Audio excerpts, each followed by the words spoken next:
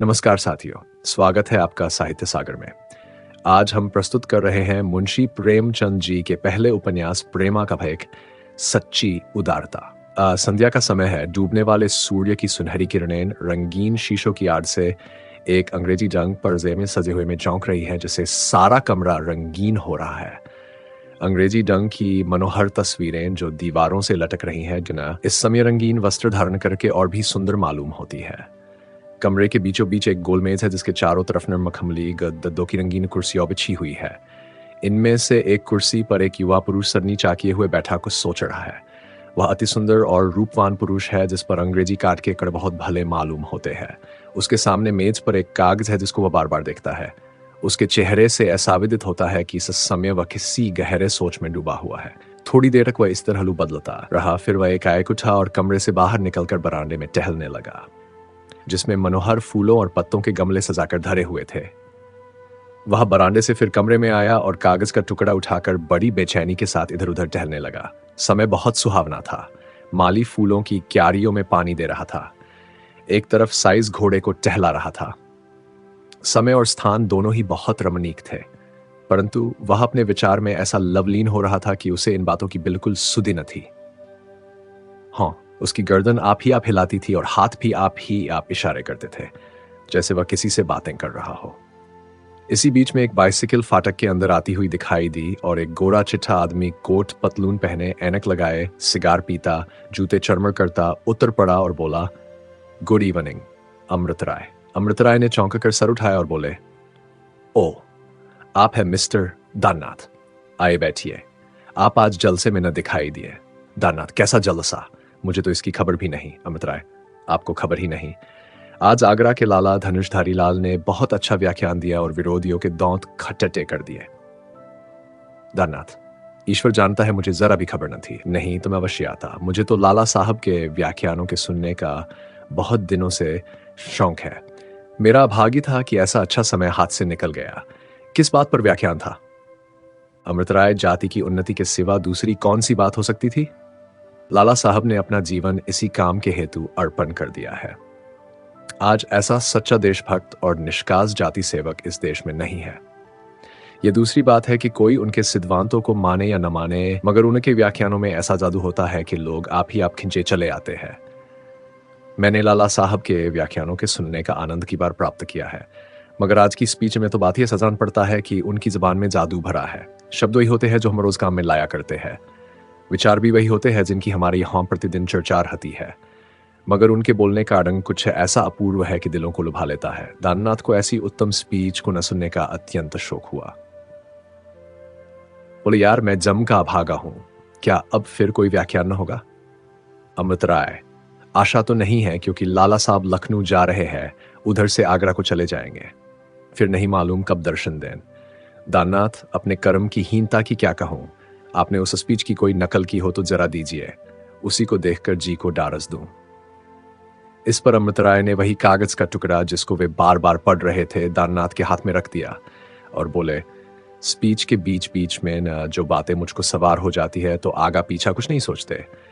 समझाने लगे, तुम कैसी लड़कपन की बातें करते हो। तुमको शायद अभी मालूम नहीं कि तुम कैसा भारी बोझ अपने सर पर ले रहे हो। जो रास्ता अभी तुमको साफ दिखाई दे रहा है वह कोटों से ऐसा भरा है कि एक पग धरना कठिन है। अमृत राय, अब तो जो होना हो सो हो, जो बात दिल में जमगी वह तमगी। मैं खूब मानता हूं कि मुझको बड़ी बड़ी कठिनाइयों का सामना करना पड़ेगा, मगर आज मेरा हिसाब ऐसा बड़ा हुआ है कि मैं बड़े से बड़ा काम कर सकता हूं और ऊंचे से ऊंचे पहाड़ पर चढ़ सकता हूं। दाननाथ, ईश्वर आपके उत्साह को सदा बढ़ावे। मैं जानता हूं कि आप जिस काम के लिए उद्योग करेंगे उसे अवश्य पूरा कर दिखाएंगे। मैं आपके इरादों में विघ्न डालना कदापि नहीं चाहता, मगर मनुष्य का धर्म है कि जिस काम में हाथ लगावे पहले उसका ऊंच नीच खूब विचार ले। अब प्रश्न बातों से हटकर प्रत्यक्ष बातों की तरफ आए। आप जानते हैं कि शहर के लोग सब के सब पुरानी लकीर के फकीर है। मुझे भय है कि सामाजिक सुधार का बीज यहां कदापि फल फूल न सकेगा, और फिर आपका सहायक भी कोई नजर नहीं आता। अकेले आप क्या बना लेंगे? शायद आपके दोस्त भी इस जोखिम के काम में आपका हाथ न बौटा सके। चाहे आपको बुरा लगे, मगर मैं ये जरूर कहूंगा कि अकेले आप कुछ भी न कर सकेंगे। अमृत राय ने अपने परम मित्र की बातों को सुनकर सा उठाया और बड़ी गंभीरता से बोले, दाननाथ, ये तुमको क्या हो गया है? क्या मैं तुम्हारे मुंह से ऐसी बोदेपन की बातें सुन रहा हूं? तुम कहते हो अकेले क्या बना लोगे? अकेले आदमियों की कारगुजारियों से इतिहास भरे पड़े हैं। गौतम बुद्ध कौन था? एक जंगल का बसने वाला साधु हुआ जिसका सारे देश में कोई मददगार न था, मगर उसके जीवन ही में आधा हिंदुस्तान उसके पैरों पर सिर धर चुका था। आपको कितने प्रमाण दूं? अकेले आदमियों से कौमें मर गई है, जो उनका निशान भी बाकी नहीं। मगर अकेले आदमियों के नाम अभी तक जिंदा है। आप जानते हैं कि प्लेटो एक अमर नाम है, मगर आप में कितने ऐसे हैं जो यह जानते हों कि वह किस देश का रहने वाला है? आ, दाननाथ समझदार आदमी थी, विचक्षणीय है, और समझाना बुझाना सब व्यर्थ होगा। मगर फिर भी जिनमाना एक बार और उलझना आवश्यक। अच्छी जान पड़ी, मैंने उनको तुरंत नकल कर लिया। ऐसी जल्दी में लिखा है कि मेरे सिवा कोई दूसरा पढ़ भी न सकेगा। देखिए हमारी लापरवाही को कैसारे हाथों लिया है सज्जनों। हमारी इस दुर्दशा का कारण हमारी लापरवाही है। हमारी दशा उस रोगी की सी हो रही है जो औषधि को हाथ में लेकर देखता है मगर मुंह तक नहीं ले जाता। हम आंखें रचाते हैं मगर अंधे हैं, हम कान रखते हैं मगर बहरे हैं, हम जबान रखते हैं मगर गूंगे हैं। परंतु अब वह दिन नहीं रहे कि हमको अपनी जीत की बुराइयां न दिखाई देती हो। हम उनको देखते हैं और मन में उनसे घृणा भी करते हैं, मगर जब कोई समय आ जाता है तो हम उसी पुरानी लकीर पर जाते हैं और नरम बातों को असंभव और अनहोनी समझकर छोड़ देते हैं। हमारे डोंगे का पार लगाना, जबकि मलाह ऐसे बाद और कादर है, कठिन ही नहीं प्रत्युत दुस्साध्य है। अमृतराय ने बड़े ऊंचे स्वरों में उस कागज को पढ़ा। जब वह चुप हुए तो दानानाथ ने कहा, निसंदेह बहुत ठीक कहा है, हमारी दशा के अनुकूल ही है। अमृतराय, मुझको रह रहकर अपने ऊपर क्रोध आता है कि मैंने सारी स्पीच क्यों न नकल कर ली। अगर कहीं अंग्रेजी स्पीच होती तो सवेरा होते ही सारे समाचार पत्रों में छप जाती, नहीं तो शायद कहीं खुलासा रिपोर्ट छपे तो छपे। तब मैं जलसे से लौट कर आया हूं, तब से बराबर वही शब्द मेरे कान में गूंज रहे हैं। प्यारे मित्र, तुम मेरे विचारों को पहले से जानते हो। आज की स्पीच ने उनको और भी मजबूत कर दिया है। आज से मेरी प्रतिज्ञा है कि मैं अपने को जाति पर न्यौछावर कर दूंगा। तन, मन, धन सब अपनी गिरी हुई जाति की उन्नति के निमित्त अर्पण कर दूंगा। अब तक मेरे विचार मुझ ही तक थे, पर अब वे प्रत्यक्ष होंगे। अब तक मेरा हृदय दुर्बल था, मगर आज इसमें कई दिलों का बल आ गया है। मैं खूब जानता हूं कि मैं कोई उच्च पदवी नहीं रखता हूं, मेरी जायदाद भी कुछ अधिक नहीं है, मगर मैं अपनी सारी जमा जथा अपने देश के उद्धार के लिए लगा दूंगा। अब इस प्रतिज्ञा से कोई मुझको डिगा नहीं सकता। ऐ थक कर बैठी हुई कौम, ले तेरी दुर्दशा पर आंसू बहाने वालों में एक दुखियारा और बड़ा, इस बात का न्याय करना कि तुझको इस दुखियारे से कोई लाभ आगा या नहीं, समय पर छोड़ता हूं। यह कहकर अमृतराय जमीन की ओर देखने लगे।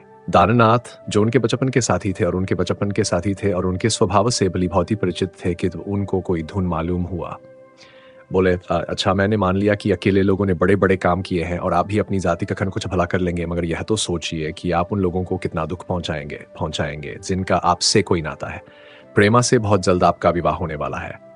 आप जानते हैं कि उसके माँ बाप पर लेसरे के कट्टर हिंदू है।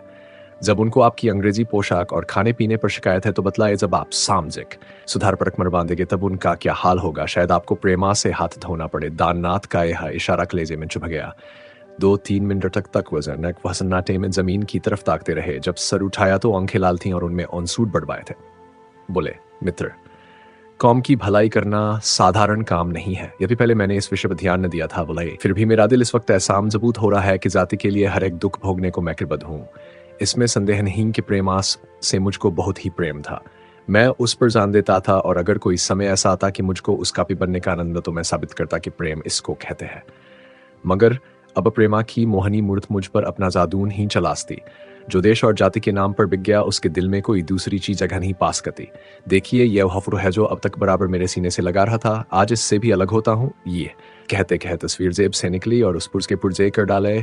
प्रेमा को जब मालूम होगा कि अमृतराय अब जाति पर जान देने लगा, उसके दिन में अब किसी नन्व यौवना की जगह नहीं रही, तो हम मुझे क्षमा कर देगी। दाननाथ ने अपने दोस्त के हाथों से तस्वीर छीन कर पास के। वो, अमृतराय, बड़े शौक की बात है कि तुमने उस सुंदरी की तस्वीर की यह दशा की जिसकी तुम खूब जानते हो कि तुम पर मोहित है।